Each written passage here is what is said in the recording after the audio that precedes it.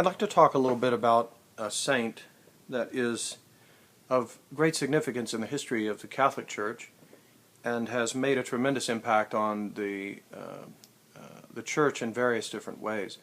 One way is through the approach to the spiritual life that he developed. When I say the spiritual life, I'm talking about the interior development of our relationship to God, the strengthening of our ability to love God and love neighbor. And to also, one of the things that this saint achieved was really paying very close attention to how we can listen to the voice of God. How do we know when God is speaking to us, and how can we find out the will of God for our lives? This saint is also responsible for sort of inspiring a whole movement of many thousands of people all the way up until the present who are deeply devoted to works of education, works of missionary effort, all types of different activities that are brought into relationship to the Catholic faith and the approach to God that this saint helped us to develop. Before I mention who this saint is and tell you a little bit about his life, I'd like to just say a word or two about what a saint is.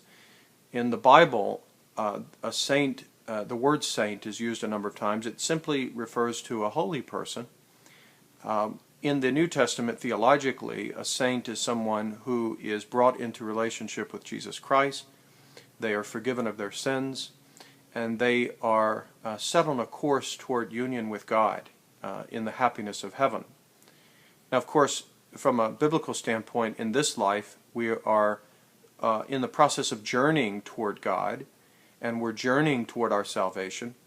And so when we're called a saint, partially it's by way of anticipation, that we're looking forward to becoming truly holy. In the Catholic tradition, we also speak about saints in the sense of those who have already finished their journey to God. They are now in the presence of God. And the Church singles out some of these people who have finished their journey to God because of their exemplary lives, because they have lived a life that the Church looks at it and says, this is a life that we should study and that we should reflect on because it is a true inspiration to the rest of us. An interesting thing about us as human beings is that we like to have examples of things. We like to have role models. Young people, we can see this very easily. Young people tend to idolize those that they look at as maybe embodying what they want to be. At earlier stages of life, oftentimes that's silly things. You know, they might see someone who's got a lot of money or who has a lot of fame and notoriety, and they idolize that person and wish that they could be like them. Once we get a little bit older, I think we start looking up to people that teach us wisdom, and they teach us the path of life that leads to greatest happiness, and that they embody the values that we wish were present more profoundly in ourselves. But in any case, we all look for examples and role models and people that we can look up to that have already sort of traveled the road of life, and that we look to them as inspiration for our own. And so the Catholic Church, understanding this aspect of human nature and also admiring those people who have journeyed before us, singles out those persons and directs our attention to them and encourages us to look to their example and learn from them. The saint that I'd like to talk to you about here for this presentation and perhaps future ones as well is a saint that we call Saint Ignatius of Loyola, or Saint Ignatius Loyola. Ignatius lived in the 16th century. His life was during the early period of the Protestant Reformation. His life overlaps people like Martin Luther and John Calvin.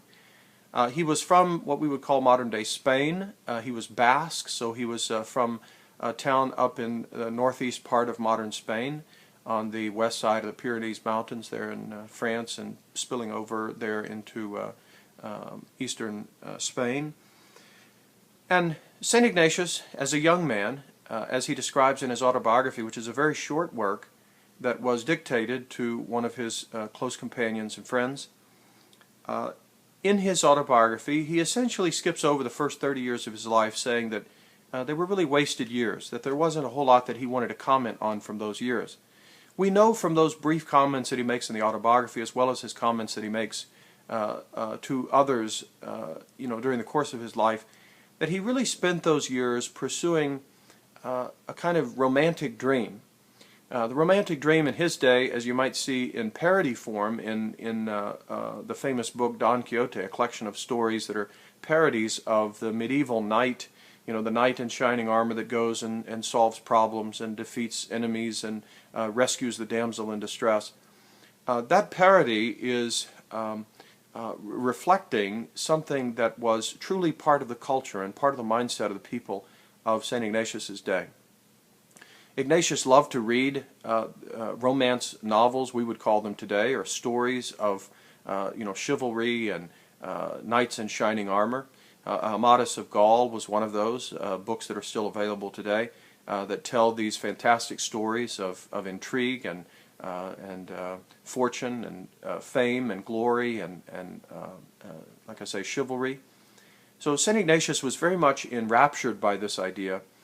He wanted to be a great knight.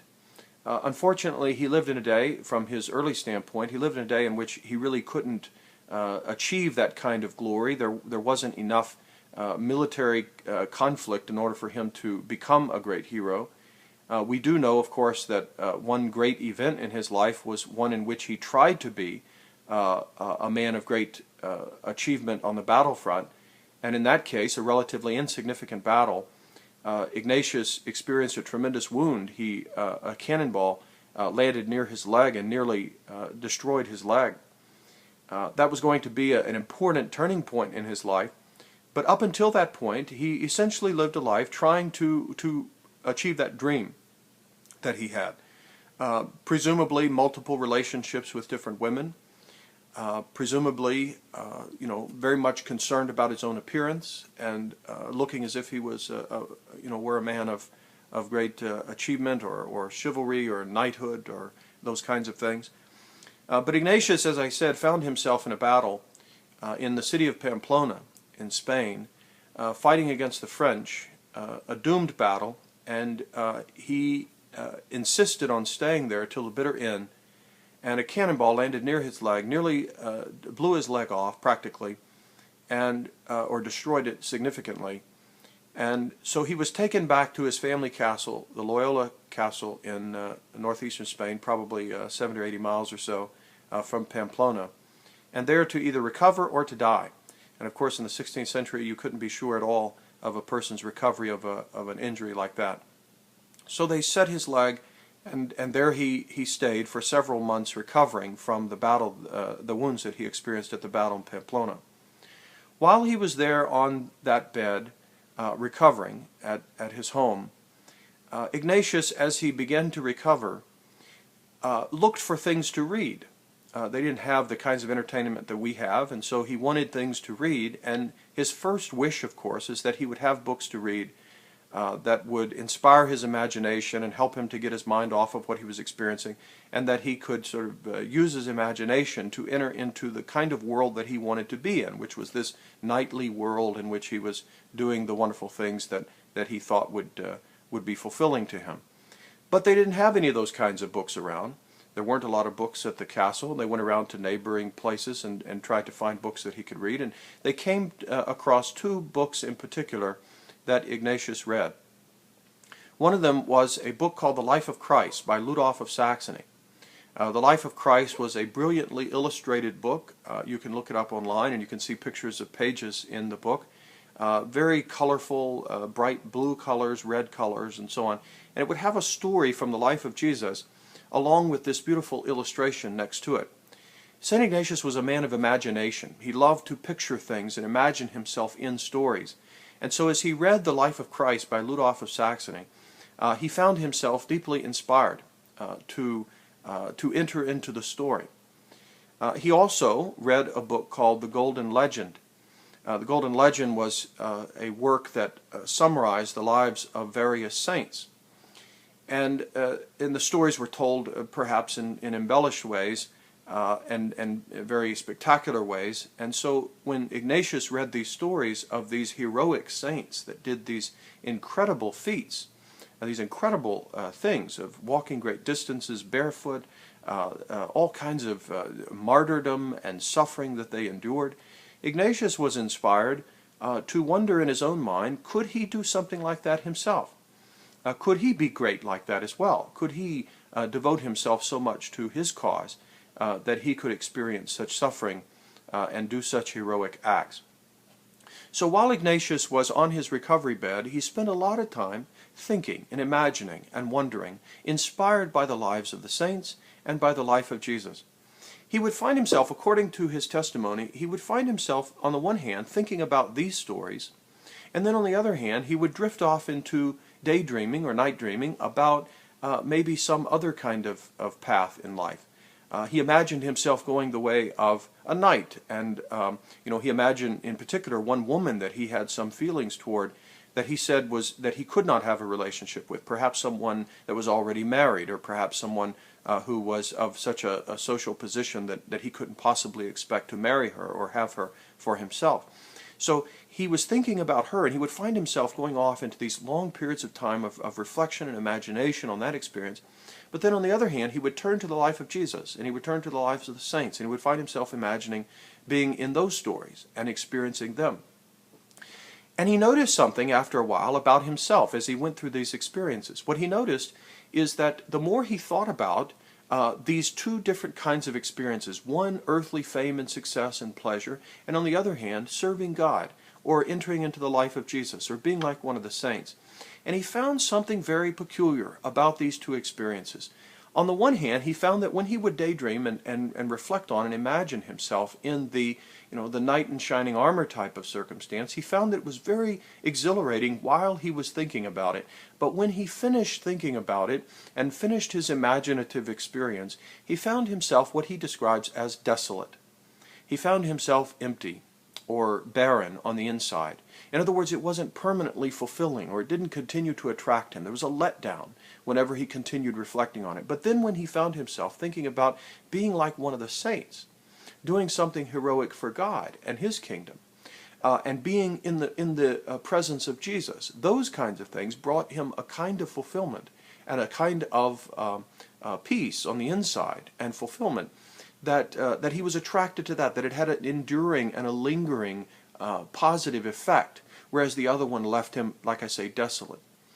So this experience of St. Ignatius, of on the one hand having an exhilarating experience that left him disappointed, and on the other hand having an experience that fulfilled him very profoundly, this is the foundation of a very important part of Ignatius's way of coming to listen to God speak, and by discerning the movements of the human spirit and trying to find the direction that God wants us to go. And it centers around that experience and the analysis of one's experience of what he calls consolation and desolation. Perhaps more of that later. But at this point, in order to finish this presentation, I would simply highlight that this moment, when Ignatius is on his recovery bed, and possibly even deathbed, he has this, I say possibly because he didn't know at this time what the end result would be, but while he's recovering, he has some scary moments of recovery, but then he begins to do better and better, and as he's recovering, he has these books that he reads that challenge him to enter into the mystery of Christ and his followers, and that experience is life-changing for him. So we can say that his first dramatic conversion experience is here on his recovery bed, whenever he is encountering the great works of the saints and of the life of Jesus. And now he is challenged to shift his allegiance from wanting to serve the king or to serve in this military capacity. He wants to shift his allegiance gradually, or perhaps we should say suddenly, to follow the way of Jesus as his king. Ignatius is going to envision his Christian commitment very much in military terms. He now wants to be a soldier of Jesus. He wants to follow his king, Jesus. And so much of the imagery of St. Ignatius and also the Jesuits is going to think in terms of being this kind of committed follower of Christ's kingdom. Christ is my king, and now I'm going to follow him. So that's step one in the story of St. Ignatius.